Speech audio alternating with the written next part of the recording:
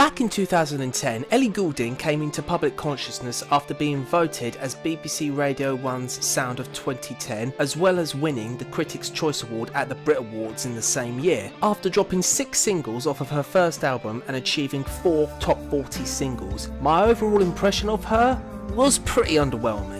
Starry-Eyed and The Writer were songs that I found incredibly annoying and found myself reaching for the off button whenever these songs came on the radio. Even listening to her first album was a real struggle to get through.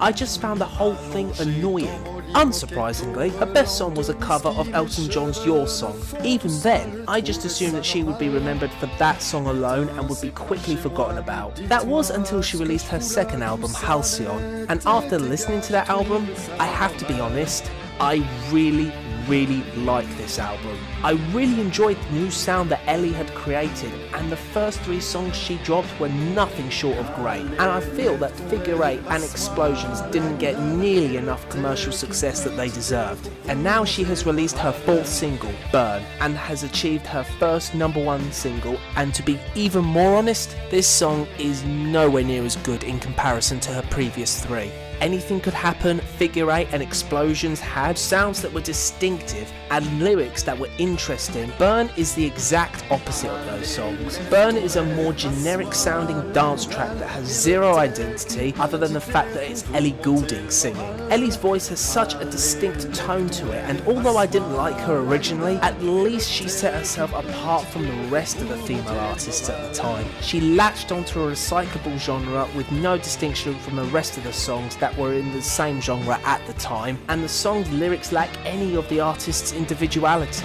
By no means is Burn Ellie's worst song, but it's far from her best. It's a song that's basically about dancing, and that's it. Verse 1's rhymes are solid enough, but starts off straight out of the gate with a double negative, which is something that I really hate when it comes to lyrics. The bridge opens up with another baffling line about lights not knowing what they heard once they've been turned down, followed by recycled party-style movements like raising hands towards the sky and playing music loud. The chorus is basic, repetitive, and simple to remember, and that's probably the only decent thing about the song. Verse 2 is pretty much the same as the bridge, reinforcing the same dancing, having fun mentality that you can hear from dozens and dozens of other songs that have been released this year. My description may seem pretty bland, but that only matches the calibre of this song. Considering that 2 out of the 5 writers for the song were Ryan Tedder and Brian Kutzel, both from One Republic, that's kind of a deal breaker for me.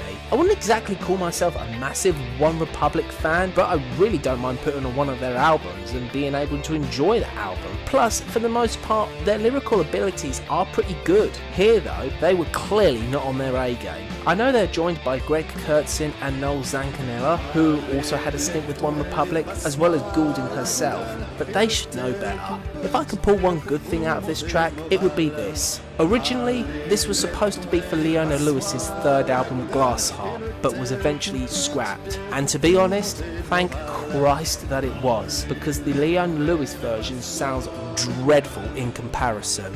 Compared to the previous songs that I've released, this isn't terrible, it's just forgettable. And other Ellie Goulding songs deserve so much better than this one.